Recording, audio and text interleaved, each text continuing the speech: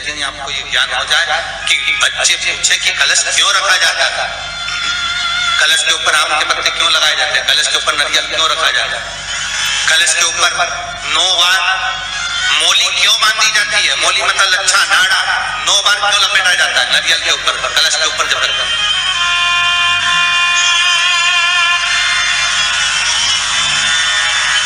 कलश के ऊपर जब जब श्रीफल रखाता है, नारियल रखाता है, तो उस पर 5 बार 7 बार मोली नहीं लपेटी जाएगी, तो 9 ही बार लपेटी जाएगी। 5 या 7 बार लपेटते हैं तो कहते हैं कि लक्ष्मी की छिन्नता होती है, और वो 9 बार लपेटी जाती है तो भरपूर लक्ष्मी का भंडार बनती है। क्यों क्यों कहते हैं?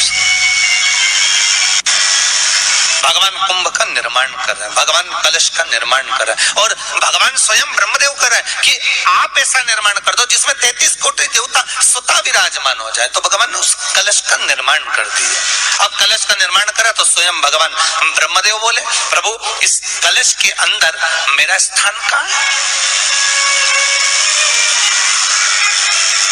मेरा स्थान कहाँ है?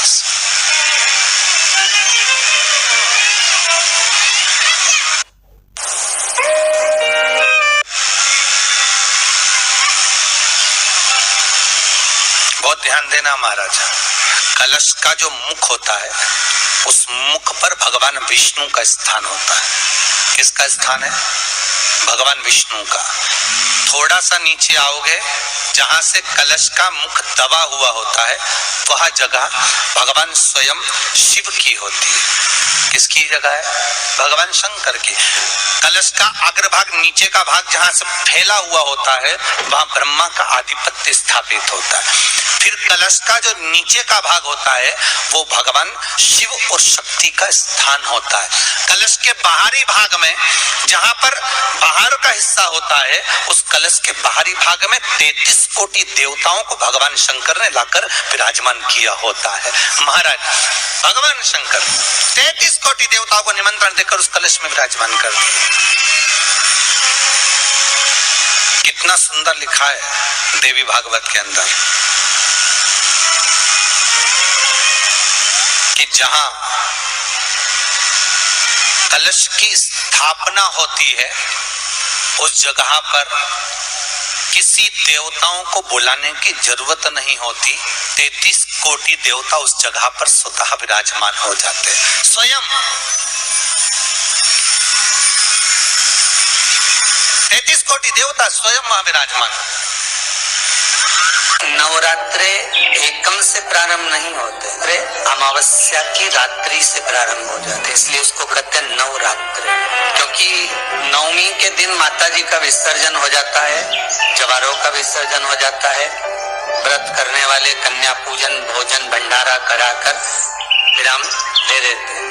तो नवमी की रात्रि उसमें नहीं जुड़ा पाती, उसमें रात्रि अगर जुड़ती है तो ये अमावस्या की रात्रि से जुड़ना प्रारंभ होता है, तब जाकर वो नवरात्रि पूर्ण हो पाती है। पितृलोक में पितृ जैसे निवास होकर भी इंतजार करते हैं। 4 नवरात्रे हैं तो 4 ही श्राद्ध हैं।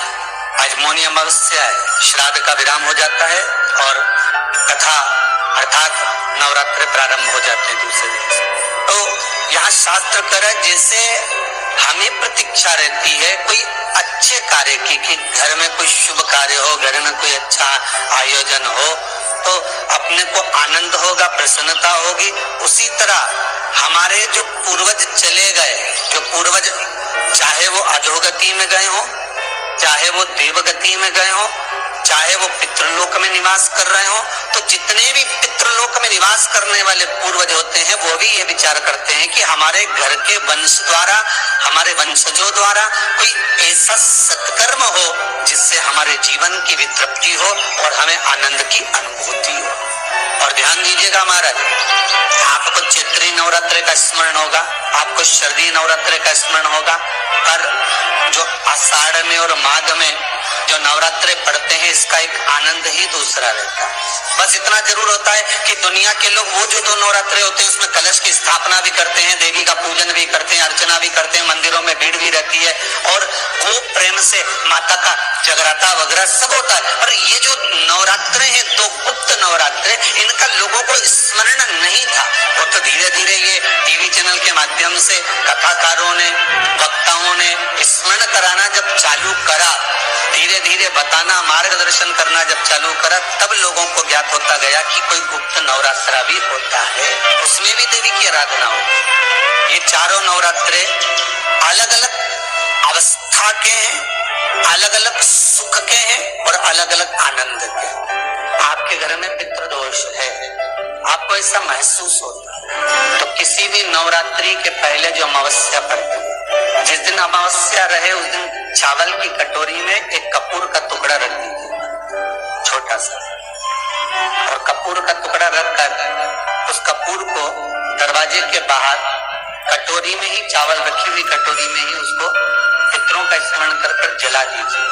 और जलाने के बाद उस चावल को कहीं भी किसी भी वृक्ष की छांव में पक्षियों के लिए डाल दीजिए। शिव महापुराण की कथा कहती है, अगर मान लो पितर आपको कष्ट दे रहे हैं, पितर आपको तकलीफ दे रहे हैं, कोई काम नहीं होने दे रहे हैं, या कहीं आपको ऐसा लगता है कि पितरों का दोष है, तो वो पितृ दोष देवी, अब ये जो आप करेंगे ये कब कर रहे हैं? अमावस्या के दिन आप उसको रख रहे हैं, अमावस्या के दिन उसको रखकर रात भर आपने रखा कपूर के साथ में, सुबह एकम पड़ गई, नवरात्रि लग गई, उसी दिन उसको जलाकर आपने पटक दिया। अर्थात उससे देवी और पितृ इन दोनों का आशीर्वाद जो प्राप्त होता है, तो घर में से पितृदोष समाप्त होकर लक्ष्मी की वृद्धि प्रारंभ हो जाती है, कार्य में सिद्धता आ जाती है। और नवरात्रि में भी देवी की आराधना का एक स्मरण का सुख है महाराज। ज्योत का विधान है, नवरात्रि में देवी की ज्योत लगती है, अखंड ज्योति लगती है, जवारे बुआए जाते हैं, कलश लगता है, ज्योत का भी विधान है। जिसके यहाँ दिया अखंड जलाया जाता है, अगर वो दिए की लो, दिए की बाती अगर दक्षिण दिशा की होती है, तो उसके घर में साल भर में एक घात जरूर होती है। जो दिया अखंड जलता है, उसकी बाती का मुख दक्षिण का नहीं होना चाहिए। अगर आपने देवी भागवत का स्मरण करा हो, देवी भागवत को अगर सुना हो, तो देवी भागवत में स्पष्ट किया गया कि पूर्व की ओर मुख करा हुआ दिया, अर्थात पूर्व की ओर ज्योत जो जलाई जाती है, वो संपदा की वृद्धि करती है। पश्चिम की ओर मुख कर जो ज्योत लगाई जाती है महाराज, वो बेबहू को देती है। और उत्तर की ओर जो मुख कर ज्योत जलाई जाती है, उत्तर की ओर जो ज्योत का मुख रहता है, वो आयु की वृद्धि करती है, घर में अकाल मौत को रोकती है। दक्षिण की ओर ज्योत ना लगाए, अगर आपको लगाना है पूरब की लगाए, पश्चिम की लगाए या उत्तर की लगाए। और जितने दिन महारानी जगदम्बा जगतधात्री दुर्गा भवन चैत्र नवरात्रि में, शरदीय नवरात्रि में, आषाढ़ी नवरात्रि में, आदिकादिक पौष नवरात्रि में हम जगत जननी जगदम्बा की जब स्थापना करते हैं, या हम नूतन घर का प्रवेश करते हैं, या गणेश जी की स्थापना करते हैं, या कोई दुकान को प्रवेश करते हैं, या कोई शुभ कार्य करने के लिए अग्रण्य होते हैं, तो हम कलश की स्थापना क्यों कर? कलश के अंदर आखिर ऐसा क्या विराजमान है कि 33 करोड़ देवता उस कलश के अंदर आकर बैठ जाते हैं। आप कोई यज्ञ करने जा रहे हो, आप कोई पोथी पुराण करने जा रहे हो, आप कोई अच्छा कार्य करने जा रहे हो, तो ब्राह्मण देवता कह देते कलश स्थापना होगी, कलश की शोभा यात्रा निकलेगी, कलश यात्रा निकलेगी, कलश विराजमान होगा।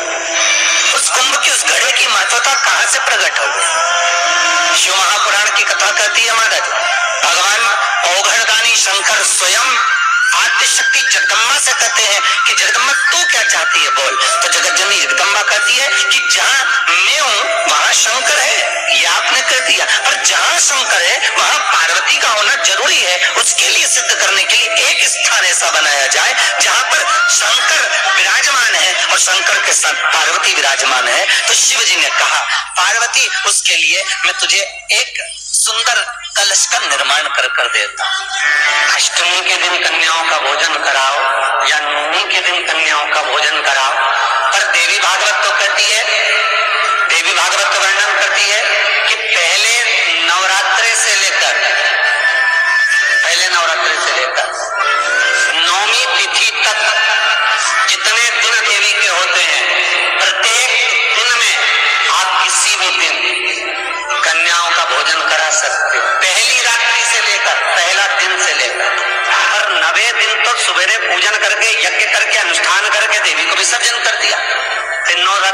कैसे? नवरात्रि की पूर्णता होती है अमावस्या की रात से गिनी जाती है। कौन से दिन से गिनते हैं? अमावस्या की रात्रि, फिर एकम की रात्रि, फिर दूज की रात्रि, ऐसे गिनते गिनते अष्टमी की रात्रि तक और नवमी के दिन सुबह तक या दोपहर तक या शाम तक, जब तक आप यज्ञ ना करें तब तक ये 9 रात्रियां पूर्ण गिनी जाती है महाराज। देवी भागवत के हिसाब से पूर्णता